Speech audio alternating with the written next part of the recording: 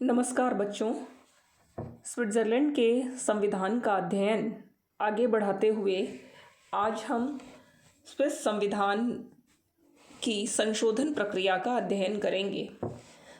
दूसरे संविधानों की अपेक्षा स्विट्ज़रलैंड के संविधान की संशोधन प्रक्रिया को जानना बहुत ही इंटरेस्टिंग है, रुचिकर है, क्योंकि यही एकमात्र ऐसा संविधान है जिसमें जनता संविधान के संशोधन में पूरी तरह से अपनी सहभागिता निभाती है।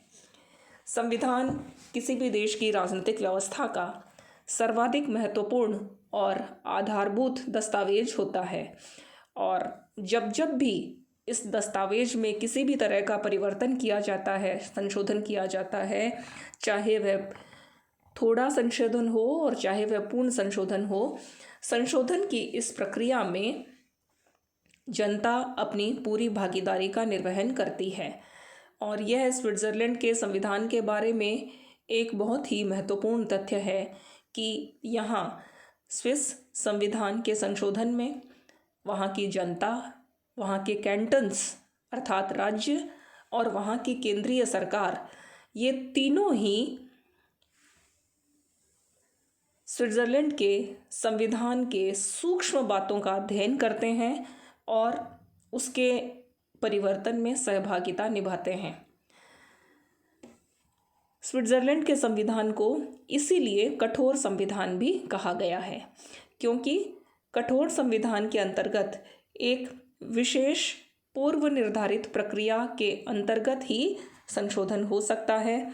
और स्विट्ज़रलैंड के संविधान में, नए संविधान में भी संशोधन प्रक्रिया का वर्णन किया गया है। और यहाँ मैं आपको ये भी बता दूँ कि संशोधन की यह प्रक्रिया 1874 के संविधान में दी गई प्रक्रिया जैसी ही है, और नए संविधान में इसमें परिवर्तन नहीं किया गया है। संशोधन की प्रक्रिया के 2 चरण हैं, अर्थात संविधान का संशोधन 2 चरणों में पूरा किया जा सकेगा। पहला है संशोधन के लिए प्रस्ताव का रखा जाना, अर्थात जो भी संशोधन लाना चाहता है, जो भी पक्ष यह चाहता है कि संविधान के किसी भी भाग में या पूरे ही संविधान में संशोधन होना चाहिए, तो पहले उसका प्रस्ताव लाया जाएगा।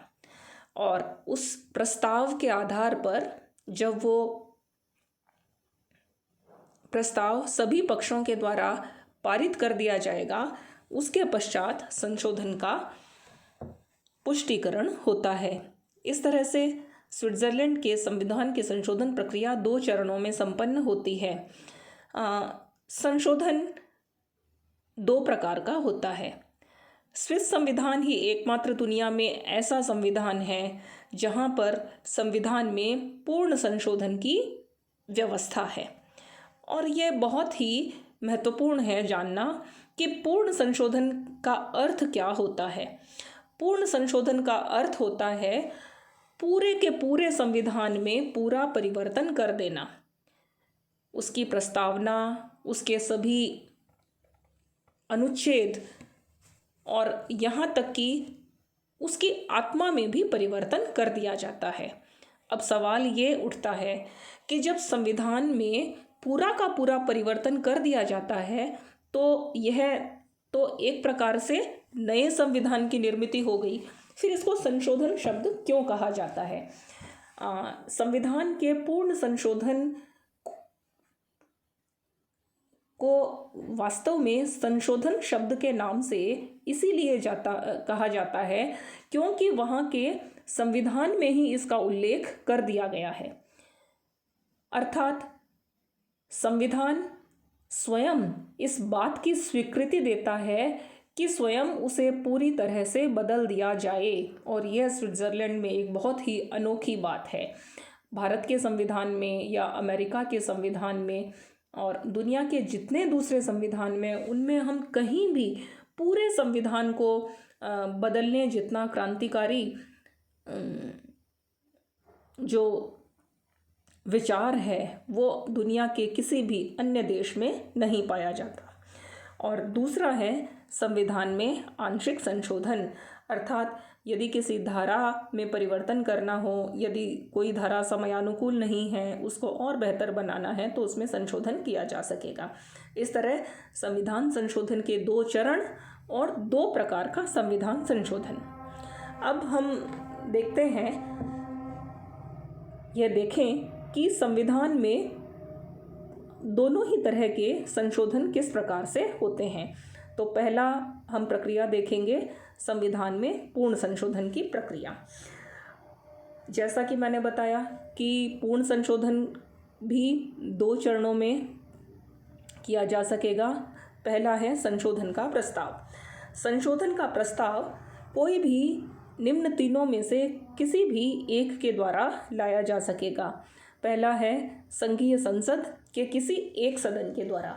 वहाँ संघीय संसद जो कि राष्ट्रीय परिषद या राज्य परिषद होती है, उसे फेडरल असेंबली इंग्लिश में कहा जाता है। तो इस फेडरल असेंबली के किसी भी एक सदन के द्वारा संशोधन का प्रस्ताव लाया जाना चाहिए।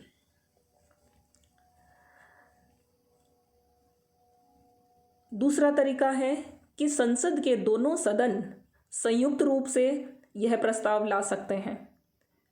यदि संसद के दोनों ही सदन यह चाहते हैं कि पूर्ण संशोधन किया जाए, तो दोनों सदनों के द्वारा इस आशय का प्रस्ताव लाया जाना चाहिए। और तीसरा,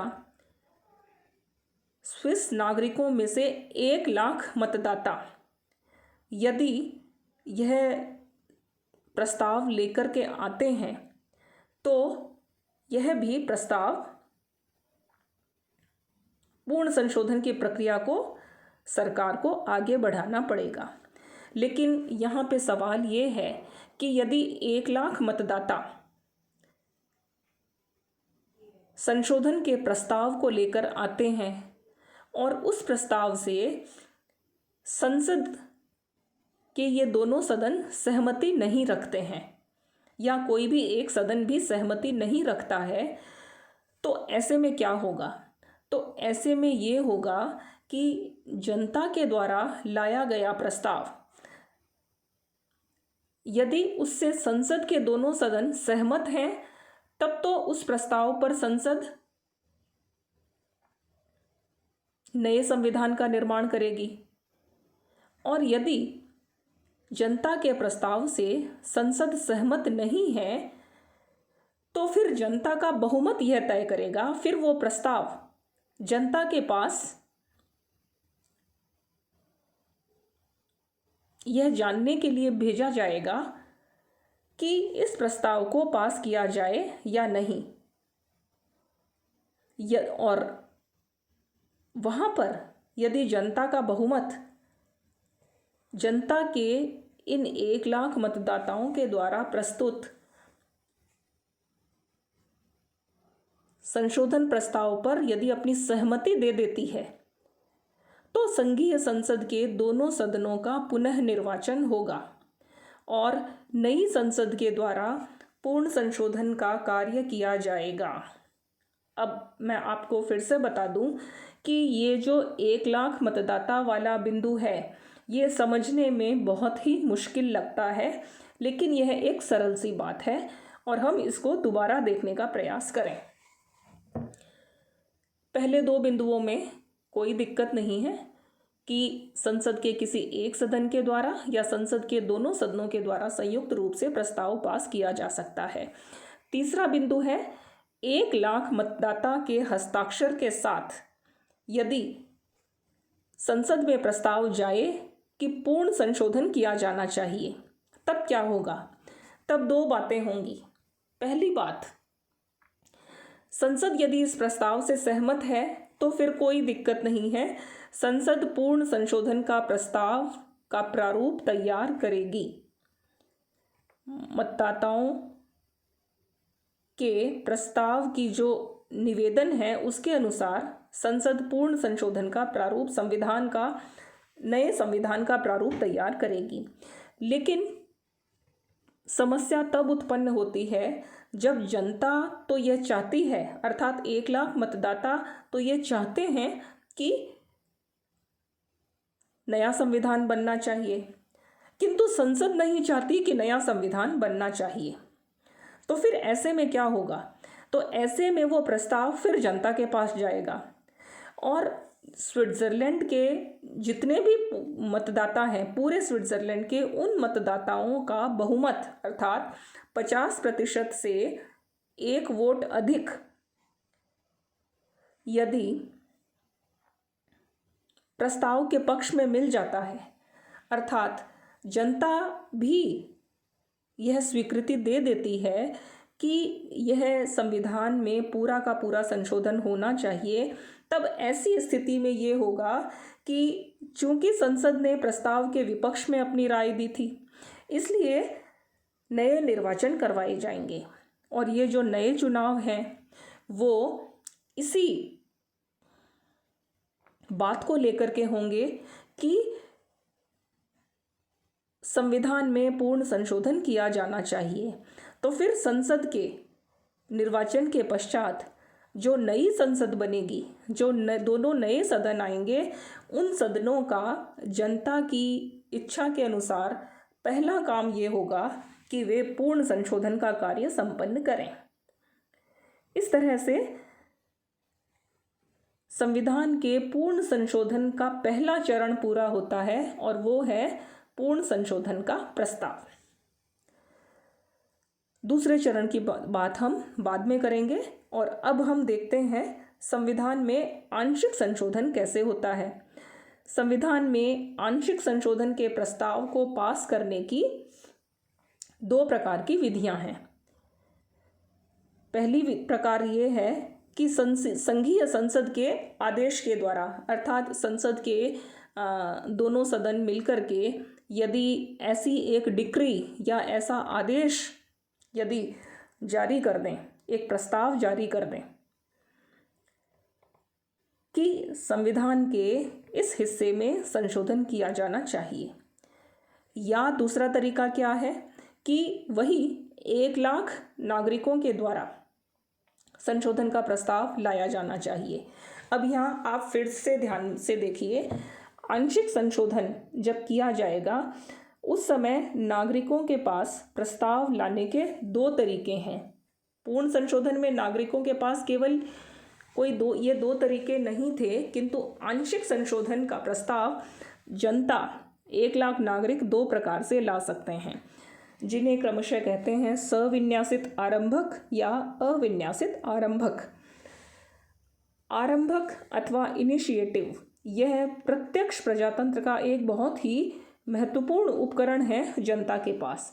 आरंभक का अर्थ ही है जनता के द्वारा शासन के किसी कार्य को पहल करना, उसे प्रारंभ करना। तो पहला है सविन्यासित आरंभक। सविन्यासित आरंभक नाम से यह ध्वनित होता है कि जनता स्वयं संशोधन का प्रस्ताव बना करके संसद के सम्मुख रखेगी। और अविन्यासित आरंभक का अर्थ है कि जनता स्वयं प्रस्ताव तैयार नहीं करती, वरन कुछ सामान्य बिंदुओं या सामान्य निर्देशों को तैयार करके संसद से यह प्रार्थना करती है कि वो प्रस्ताव इन बिंदुओं के आधार पर वो प्रस्ताव का निर्माण कर दे। तो यह नागरिकों की इच्छा पर है कि आंशिक संशोधन का प्रस्ताव या तो वे स्वयं बना दें और या इसके लिए संसद से प्रार्थना करें। जब जनता सविन्यासित आरंभक अर्थात संसद का प्रस्ताव स्वयं तैयार करती है, तब संसद के लिए ज़रूरी है कि वो जनता के इस प्रस्ताव को जनमत संग्रह के लिए जनता के सामने रखे और कैंटनों के, यहाँ क्षमा करें, 10 जनों शब्द गलती से लिखा गया है, 10 जनों के स्थान पर यहाँ पर शब्द है कैंटन। तो जनता के प्रस्ताव को संसद जनमत संग्रह तथा कैंटन्स के सम्मुख रखेगी। अब संसद यदि इस प्रस्ताव से सहमत है तो वो अपनी स्वीकृति देगी, और यदि वो इस प्रस्ताव से सहमत नहीं है तब वह अस्वीकृति की सिफारिश करेगी। अर्थात संसद ये साथ में अपना भी पक्ष जनता के सामने रखेगी कि इस प्रस्ताव को स्वीकार नहीं किया जाना चाहिए। जब संसद सविन्यासित आरंभक के इस प्रस्ताव से स्वीकृति नहीं रखती है या उसको स्वीकार नहीं करती तो इसके साथ वह अपना वैकल्पिक प्रस्ताव भी जनता के सामने रख सकती है, और तब जनता और जो विभिन्न राज्य हैं जिन्हें कैंटन कहते हैं, जनता और कैंटनों का बहुमत इन दो प्रस्तावों में से किसी एक प्रस्ताव के पक्ष में अपना मत देंगे, और जिस भी प्रस्ताव को जनता और कैंटन इन दोनों का ही बहुमत मिल जाएगा वही प्रस्ताव पारित मान लिया जाएगा। किंतु यदि एक प्रस्ताव जनता ने और दूसरा प्रस्ताव कैंटनों ने स्वीकृत किया है तो फिर ये दोनों ही प्रस्ताव अस्वीकृत माने जाएंगे। यह प्रक्रिया भी हमें समझने में थोड़ी कठिन लग सकती है, किंतु यह उतनी कठिन है नहीं। इसका सीधा सा अर्थ यही है कि जब जनता आंशिक संशोधन का प्रस्ताव स्वयं तैयार करके संसद के सामने रखती है और संसद यदि इस प्रस्ताव से अपनी सहमति नहीं रखती है तो वह अपना स्वयं का एक प्रस्ताव तैयार करेगी, और संसद का ये दायित्व है कि वह जनता के प्रस्ताव को और स्वयं के द्वारा बनाए गए प्रस्ताव को जनता और कैंटनों की स्वीकृति के लिए प्रस्तुत कर दे। और यदि जनता और कैंटन इन दोनों में से किसी भी एक प्रस्ताव के पक्ष में अपनी स्वीकृति दे देते हैं, वही प्रस्ताव पारित मान लिया जाएगा और दूसरा खारिज हो जाएगा। और जनता और कैंटन यदि एक जैसे प्रस्ताव पर अपनी स्वीकृति नहीं देते हैं तो फिर दोनों ही प्रस्ताव खारिज कर दिए जाएंगे। अविन्यासित आरंभक के अंतर्गत जनता प्रस्ताव तैयार नहीं करती और इसलिए वह संसद का दायित्व हो जाता है कि संसद प्रस्ताव बनाकर जनमत संग्रह के लिए भेजे। किंतु यदि अविन्यासित आरंभक में संसद अपनी स्वीकृति नहीं भी देती तो भी उसे जनता के सामने निर्णय के लिए रखना पड़ेगा, और जनता का बहुमत यदि अपनी स्वीकृति देता है तो उसके आधार पर संसद को प्रस्ताव तैयार करना पड़ेगा। इस प्रकार से संविधान के पूर्ण संशोधन और संविधान के आंशिक संशोधन के ये जो दो तरीके हैं, इनके द्वारा प्रस्ताव को पारित करवाने की प्रक्रिया पूरी होती है। अब दूसरा चरण आता है संशोधन का पुष्टिकरण। जब जनमत संग्रह के आधार पर यह प्रस्ताव पास हो जाता है तब संशोधन के लिए तैयार पूर्ण और आंशिक दोनों ही प्रस्ताव जनता के बहुमत तथा कैंटनों के बहुमत के द्वारा पारित करवाने के लिए जनता के सामने प्रस्तुत किए जाते हैं, और कैंटनों के बहुमत की गिनती में पूर्ण कैंटन का एक मत माना जाता है तथा अर्ध कैंटन का आधा मत गिना जाता है। और चूंकि स्विट्जरलैंड में 20 पूर्ण कैंटन हैं तथा 6 अर्ध कैंटन हैं, इसका अर्थ यह हुआ कि 20 पूर्ण कैंटन के 20 मत और 6 अर्ध कैंटन के 6 आधे आधे अर्थात 3 मत, इस तरह से कुल 23 मत होते हैं। और 23 का जो आधा होता है, 22 का आधा 11 और 11.5। तो इस तरह से 12.5 जो मत हैं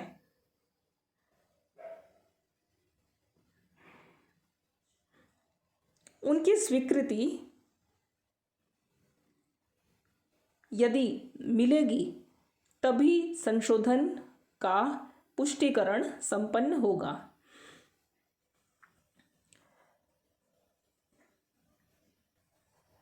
इस प्रकार से यह प्रक्रिया, क्योंकि जनता इसके साथ जुड़ी हुई है और कैंटन्स भी इसके साथ जुड़े हुए हैं और इनके बहुमत के बिना कोई भी संशोधन प्रस्ताव पारित नहीं हो सकता, इसलिए यह प्रक्रिया एक बहुत ही दुरूह और ना समझ में आने वाली और बहुत लंबी प्रक्रिया है। संशोधन के प्रस्ताव बहुत ही खर्चीले भी होते हैं, क्योंकि उनके लिए बहुत धन, जन और समय की खर्च होता है और इसीलिए स्विट्ज़रलैंड के इस संशोधन को कठोर संशोधन प्रक्रिया माना जाता है। किंतु यह एक बहुत ही महत्वपूर्ण बात है कि संविधान जैसे महत्वपूर्ण दस्तावेज पर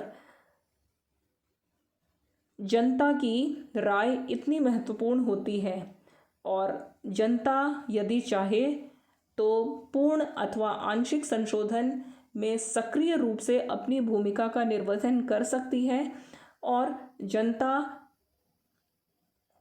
यदि इस भूमिका का निर्वहन नहीं करती तो यह कार्य स्वयं संसद की अपनी पहल से कर सकती है। इस प्रकार इस व्यवस्था में पर्याप्त लचीलापन भी रखा गया है। इस तरह से यह संविधान, जहां प्रत्यक्ष प्रजातंत्र के उपकरणों को आज भी प्रयोग करने का एक माध्यम है, वहीं संसद को भी पूरी तरह से इसमें शक्तियां दी गई हैं कि वह भी पहल करके संशोधन को प्रस्तावित कर सकती है। संशोधन की इस प्रक्रिया को समझना यद्यपि कठिन है, किंतु संशोधन में जो लोकतंत्र का तत्व है उसका निश्चय ही स्वागत और तारीफ की जानी चाहिए। धन्यवाद।